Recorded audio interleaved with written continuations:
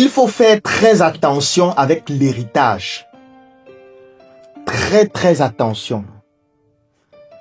Lorsque je vois les gens parler de l'héritage, j'ai l'impression qu'ils ne comprennent pas exactement de quoi il s'agit. Il faut faire extrêmement attention avec l'héritage. Je m'adresse aux héritiers. Je m'adresse aux personnes qui vont hériter dans quelques jours, dans quelques semaines, dans quelques mois, dans quelques années. Faites très attention. Je vois des personnes qui restent là et qui se disent, voilà, quand je vais être héritier, lorsque mon père va mourir, lorsque ma mère va mourir, lorsque tel va mourir, lorsque tel va quitter son poste et je vais le remplacer, je vais pouvoir faire ceci, faire cela. Les gens parlent de l'héritage uniquement sur la base des avantages et ça me fait peur. Les gens ont l'impression que l'héritage signifie que tu vas avoir la richesse de la personne, les opportunités de la personne, les biens de la personne, les faveurs de la personne. Et personne ne parle du prix à payer de l'héritage. Et moi, ça m'inquiète. L'héritage, c'est extrêmement dangereux. Pour plusieurs raisons. Parce que l'héritage vient avec un passif important qu'il faut gérer. Ce n'est pas pour rien qu'à l'ouest du Cameroun, lorsque tu deviens héritier, il y a une cérémonie durant laquelle on met sur ta tête un chapeau extrêmement lourd, gros. Une manière de symboliser le fait que tu portes désormais sur ta tête le poids des responsabilités de la personne dont tu es l'héritier. On a dit le poids des responsabilités. On n'a pas dit seulement les immeubles, les maisons, les comptes bancaires. Non. Le poids des responsabilités. Toutes les responsabilités. Je vais prendre quelques exemples de responsabilités que parfois, lorsque je vois les gens parler de l'héritage, ils n'en parlent pas. Et moi, ça m'inquiète. Retenez ceci. Si quelqu'un est riche, la personne est forcément très endettée. C'est une règle obligatoire. Il n'existe aucune personne très riche qui n'est pas très endettée. Ça n'existe pas. Tu ne peux pas être très riche sans être très endetté en même temps. Ce n'est pas possible. Que ta richesse vienne d'où? Tu vas me dire que tu as investi sous fonds propres. Tu as pris les fonds propres là-haut. Il faut arrêter de raconter des bêtises. J'ai investi sous fonds propres. Mon entreprise, c'est à 100% sous fonds propres. Tu as pris 100 millions de fonds propres où? Tu as pris 500 millions de fonds propres où? Tu as pris 2 milliards de fonds propres où? Tu faisais quel travail?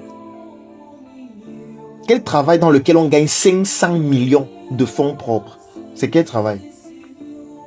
Tu étais quoi? Employé? Dans quelle entreprise? Tu gagnais combien par mois?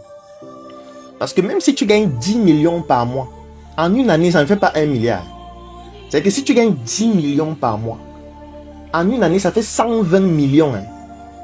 De ton salaire total que tu as gagné en une année. En 10 ans, ça fait 1 milliard 200 millions. En 10 ans. Ça veut dire qu'on enlève le fait que tu dépenses et tout. On considère que les 10 millions que tu gagnes là, tu stockes ça dans un compte bancaire chaque mois. Pendant 10 ans, ça n'atteint pas 2 milliards. C'est quel travail que tu fais dans lequel tu gagnes 10 millions par mois que tu es capable de stocker dans un compte bancaire sans le toucher? Tu fais quel travail? Il y a combien de personnes dans la société qui gagnent 10 millions par mois? Et si tu fais un travail dans lequel tu gagnes 10 millions par mois, quelles sont les conditions dans lesquelles tu as réussi à avoir ce travail? Parce que, étant donné que ce n'est pas ouvert à tout le monde, les conditions sont terribles. Soit c'est du lobbying, soit c'est du népotisme, soit c'est un cercle ésotérique, soit ce sont des conditions incroyables. Ça veut donc déjà dire que tu as déjà un prix à payer au-delà de l'argent. Tu vas dire que tu es un entrepreneur, tu as pris le capital où jusqu'à ce qu'aujourd'hui tu es 500 millions, 2 milliards. Tu as pris où? Donc tu as commencé à vendre, même si tu as commencé à vendre les arachides, le premier capital de ton plateau d'arachides, là, qui t'a donné l'argent?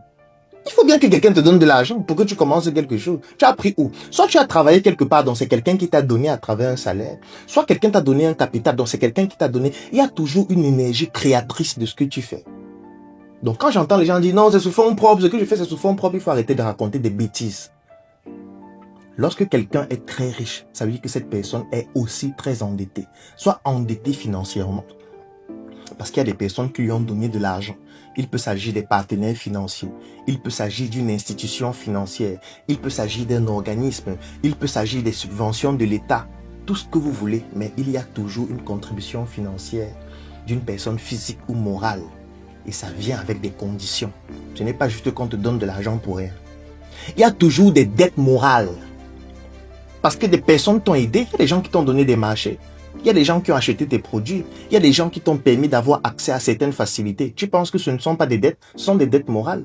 Il y a des personnes qui ont contribué à faire de toi ce que tu es aujourd'hui. Ce sont des dettes aussi. Parfois, ce sont des femmes. Parfois, c'est ta femme ou tes femmes. Parfois, ce sont tes partenaires. Parfois, tu as des associés dans ton business. Ce sont des dettes, puisque ce sont ces personnes qui ont permis à ce que tu sois ce que tu es aujourd'hui. Donc, c'est une forme de dette. C'est une responsabilité. Il y a des engagements que tu as pris dans plusieurs endroits. Que bon, toi, désormais, je vais t'offrir telle chose. Parfois, la personne dont vous êtes l'héritier là a une copine quelque part dont il paye la maison, il paye le loyer. Il a su un certain nombre de charges. C'est une responsabilité que tu vas venir gérer. Tu vois que ça va se passer comment? Parfois, c'est quelqu'un qui avait 3 femmes. Il couchait avec ces femmes-là chaque semaine au moins 2 fois. Ça veut dire que quand tu vas devenir l'héritier là, tu vas gérer les responsabilités financières, y compris les dettes. Tu vas gérer les engagements, y compris sur le plan moral. Tu vas gérer ces femmes. Tu vas gérer toutes sortes d'engagements qu'il avait en dehors des biens que tu vois. Parfois, les biens qu'il a ne lui appartiennent pas. C'est juste que voilà, il est juste le représentant de certaines personnes. Parfois, il fait du blanchiment d'argent. C'est quand il meurt, tu deviens l'héritier que tu comprends que les immeubles là, les maisons là, ça ne lui appartenait pas, ou du moins peut-être à 5% seulement. Et du coup, tu dois gérer les engagements avec ceux à qui ça appartient. Et désormais, c'est toi qui vas gérer ça, puisque c'est toi l'héritier. Faites très attention. Lorsque je vois les gens parler de l'héritage en riant, moi, ça me fait peur. Est-ce que vous saviez que quelqu'un qui est très riche a forcément plusieurs procès judiciaires? La personne pouvait avoir plusieurs procès judiciaires. Ça veut dire que désormais, vous devez gérer la responsabilité des procès en cours. Parce que parfois, la personne était le représentant d'une organisation et cette organisation était attaquée en justice. Et du coup, comme lui, il est le représentant de l'organisation, c'est lui qui répondait de cela. Comme c'est toi l'héritier, tu vas répondre aussi de cela. Puisque c'est toi l'héritier, c'est toi qui gères désormais les biens qui sont attaqués en justice. Tu penses que ça va se passer comment? Tu penses que si l'un de ces terrains était attaqué en justice, tu ne vas pas gérer le retour de ça? Tu penses que s'il avait escroqué quelqu'un, tu ne vas pas gérer le retour de ça? Tu vas gérer, puisque c'est toi l'héritier. Lorsqu'il va mourir, les gens là vont venir te dire qu'il y avait telle chose, telle chose, telle chose, telle chose. C'est la même chose dans une entreprise. Et là, je parle peut-être du cadre familial, mais dans une entreprise, c'est la même chose. Vous voyez le boss, non? Vous voulez devenir le boss? Est-ce que vous connaissez le passif du boss? Est-ce que vous connaissez les dettes de ce boss? Est-ce que vous connaissez ce qu'il fait sans dormir pour maintenir l'entreprise stable? Lorsque c'est toi qui seras le boss, tu dois gérer tout ça en même temps.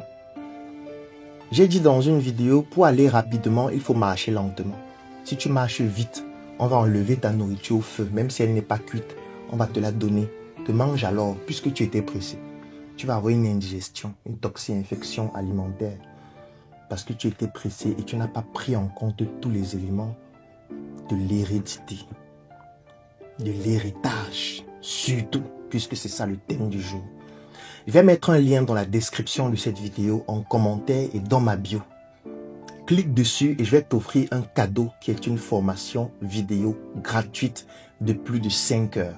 Cette vidéo va te permettre de découvrir ta mission de vie et le poids de l'héritage afin que tu puisses comprendre comment te préparer et être beaucoup plus efficace. Parce que de toutes les manières, tôt ou tard, tu vas hériter de quelque chose et pour pouvoir gérer ça de manière efficace, ce cadeau va être d'une utilité remarquable. Rendez-vous demain pour une nouvelle chronique.